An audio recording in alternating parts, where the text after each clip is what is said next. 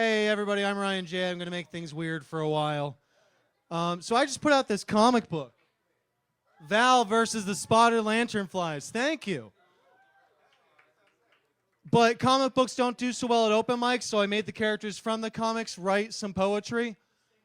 The series is called Modern Monsters. It's a supernatural sitcom about some legends, some boars, some imposters. They're all messy and half gay, and they just might save the day with enough night left to hit up their rosters.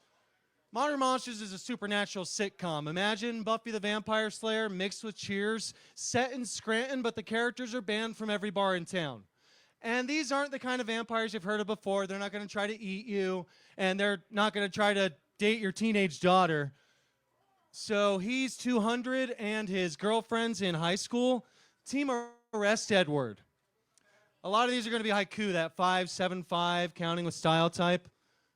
And these vampires, they're just like alive people, only they're dead. I mean, they have super strength and they burst into flame if they go outside during the day, but, you know, so do the Irish. And so, our first poet, our first character is Joe the Vampire. And Joe was born in Scranton in the 50s. He grew up, got to see technology advance, and he thought video games were just the coolest shit that ever happened. And then he died outside an arcade when he was almost 40. And became a vampire, so now he's going to be almost 40 forever. And that did not help with the depression. At first, it's odd that you're dead. It's just a strange thought to fit through your head. 1 minute you're breathing, the next one you're teething. Now you have to work night shift instead. Please don't mistake my weaponized anxiety for giving a shit. Joe, back in the 70s, was a TV repair guy, but that job doesn't really exist anymore, so now he fixes iPhones at the mall. And he doesn't need therapy. Therapy is for people who hate their moms. Joe's mom's been dead for years. I'm a regular at a dozen empty bars. This used to be fun. I only watch sports. A vampire playing baseball. Nobody wants that. V-Spot's pretty cool. Sometimes kind of scary, though. I avoid steak night. Winter depression and winter allergies, too. I'm back to coughing.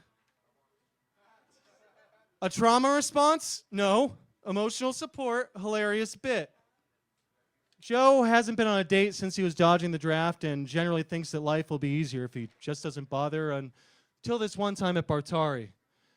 Spiked shells are blue and super mushrooms are red. I tend to spend my nights alone, but would you like to Mario Kart and chill instead? I should block her, right? Yeah, we like each other, but endings always suck. Quash the feelings down. Right next to all the trauma. Just like Dad taught me. You make me something. I don't know if it's happy, but maybe less sad. And so I swear this is a comedy, and if there's enough comic books, Joe might even go to therapy someday. But our next poet, Valerie, will never go to therapy. Costume change.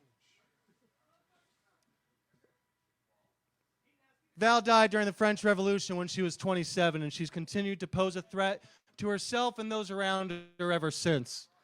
And she's got a new comic book out. And if you like it, if you think I'm funny, they're only $5. Yay. Did you really say I'm not like other girls? Yeah, I'll fucking kill you. I don't write poems. I'm not some depressed loser. There's a prize, you say. Joe follows structure. I choose my own syllables. Your God is dead. I need that script back. Don't let her hustle you into playing pool. She's been playing a long time. You can bet on pool? Wow, I've never played before. Go easy on me? Tears aren't cute, doll. You lost. Maybe just pay up and try to smile more. I heard a rumor that Valerie was a spy in World War II, and then I heard a rumor that she was a record exec in the 60s, but I also heard that Kissinger tried to assassinate her cat, and I'm afraid to ask her which ones are true. Home is quiet now. There's no music anymore, only a swan song. My cat made me smile. Lost her in the divorce, too. The 80s were rough. Paper cut my lip, sealing your breakup letter. You're gone, it still hurts. All the best love songs were actually breakup songs. I'll play if you sing. She's never made a mistake she wouldn't make twice. She sleeps with a weapon under her pillow and a bottle in her arms. Double shot whiskey. What do you mean I'm cut off? Fine, just a beer then. Tastes like SoCo and premeditated regrets. Please kiss me again. Her only known weaknesses are singers, bored housewives, and the consequences of her own actions. Life gave me lemons, so I punched God in the dick. Life gave me drugs, too. Something in those eyes makes me want to play with fire. Let's find a cop car. Yeah, I'm mostly gay, but all the women went home. Dick will do tonight. Yay, Val! Val's got a comic, and Rich, this one's for you. Thanks for doing open mic every week. You're awesome, dude. Not even being cheesy, I never would have gotten these done without the support of this community. Thank you again, Rich. And now, to make things worse, I'm going to tell you about our next poet. You've probably heard about him, but everything you've heard about him is a lie. Vincent von Lichtenstein. So, first off, his name is Corey. He died at a party at the U 6 months ago. But when Corey knew he was dead, he knew a couple things. First off, that he could use this to get laid. And next, that he needed a cape. And last, that Corey was dead, and from now on, he was Vincent von Lichtenstein, the ancient vampire prince. 'Twas the night before Scranton's parade. I met this cool, spooky chick and got laid. She sucked me bone dry, and I felt Corey die. It was on this night Vincent was made. Okay, here's the plan. Fake it while I make it. That's imposter Windrum. Vincent's favorite thing to drink is blood. His favorite thing to eat is ass. And his favorite number is yours, actually. So hopefully you can get that later. New lover. Last night we shared so much together. Next time, how about names? I thrice knew this far-out vampire who lit up his bong to get higher. He took a big hit, said, "This holy water ain't shit." Yeah, that dude died, screaming, on fire. Maybe you can help. I'm researching a new role. Lead man in your life. Ladies and gentlemen, this unfortunately is what happens when a theater kid gains immortality. Alas, poor Yorick, I blew him, Horatio.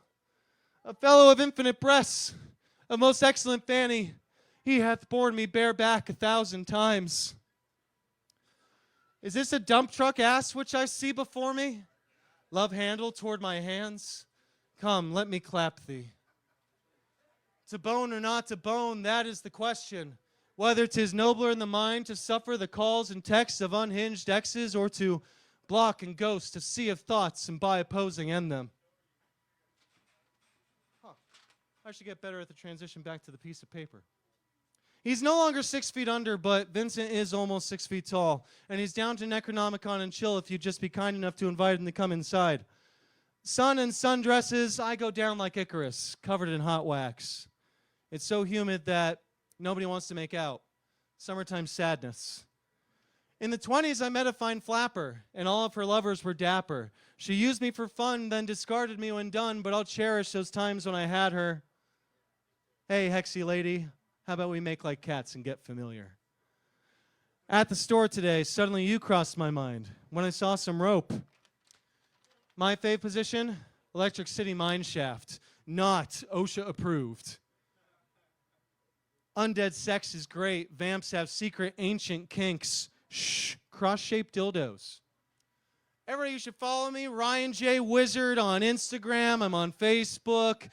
We just had the Super Mega Show at the Bog. You'll probably see pictures of that soon. You might have heard about it. Just thanks to everybody who was there. We had a whole bunch of people come out, and that was the day that the Val comic came out. So that was awesome.